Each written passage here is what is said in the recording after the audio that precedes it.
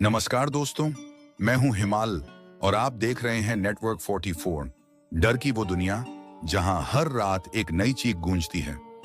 आज मैं आपको लेकर जा रहा हूं एक ऐसे स्कूल में जहां की तीसरी मंजिल पर सिर्फ आत्माएं पढ़ती हैं और पढ़ाती भी हैं।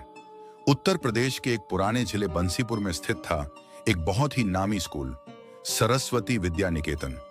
एक समय था जब यहाँ सैकड़ों छात्र पढ़ते थे। हर साल मेरिट में नाम आता और लोग दूर दूर से अपने बच्चों को यहाँ भेजते थे। लेकिन अब उस स्कूल की तीसरी मंजिल पर पिछले 20 सालों से ताला लगा हुआ था। कहते थे वो मंजिल अब क्लासरूम नहीं रही, वो एक कब्र बन चुकी है। कोई पूछता तो जवाब मिलता, बिल्डिंग कमजोर है, ऊपर जाना मना है। लेकिन बच्चों की कहानियां कुछ और ही कहती थीं। हर रात तीसरी मंजिल से किसी औरत के चलने की आवाज आती है। कभी कभी वो बच्चों को अपने पास बुलाती है, आओ बेटा पढ़ाई करो, और फिर वो गायब हो जाते हैं।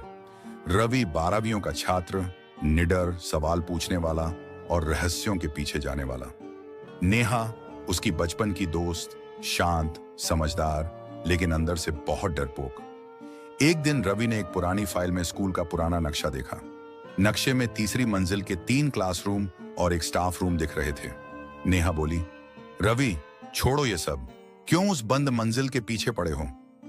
रवि मुस्कुराया, क्योंकि जो बंद होता है वहां कुछ छिपा होता है और मुझे जानना है कौन छिपा है वहां।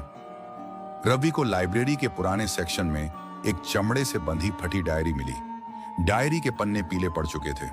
ऊपर लिखा था, टीचर सुलोचना, कक्षा 8A, सन 2003। रवि ने पढ़ना शुरू किया। आज फिर वह बच्चा रोते हुए आया। मैं नहीं जानती क्यों, पर मुझे डर लग रहा है। तीसरी मंजिल पर कुछ तो है, वहां कोई देखता है, कोई जो अब भी वहां है पर दिखता नहीं। अगर ये डायरी कभी किसी को मिले तो उसे कहूंगी, वहां मत जाना। तीसरी मंजिल अब सिर्फ पत्थरों की नहीं, आत्माओं की है। रवि की आंखें चौड़ी हो गईं। टीचर सुलोचना, कौन थी वो और कहां गई? नेहा ने डरते हुए पूछा। यह सब मजाक भी हो सकता है ना, रवि बोला, या फिर ये उस सच्चाई का दरवाजा है जिसे सब छिपा रहे हैं। रवि और नेहा ने उस स्कूल के सबसे पुराने चौकीदार दयाल से मिलने की सोची। दयाल 65 साल का बूढ़ा था, लेकिन आंखों में अब भी कोई रहस्य चमकता था। रवि ने सीधा सवाल किया, दादा तीसरी मंजिल पर क्या है? दयाल कांपते हुए बोला, बच्चों मत पूछो, सुलोचना मैडम वहां मर गई, लेकिन उनकी आत्मा अब भी पड़ा रही है। वो बच्चों को बुलाती हैं और फिर वो बच्चे लौटते नहीं। नेहा डर से कांप गई। रवि ने कहा,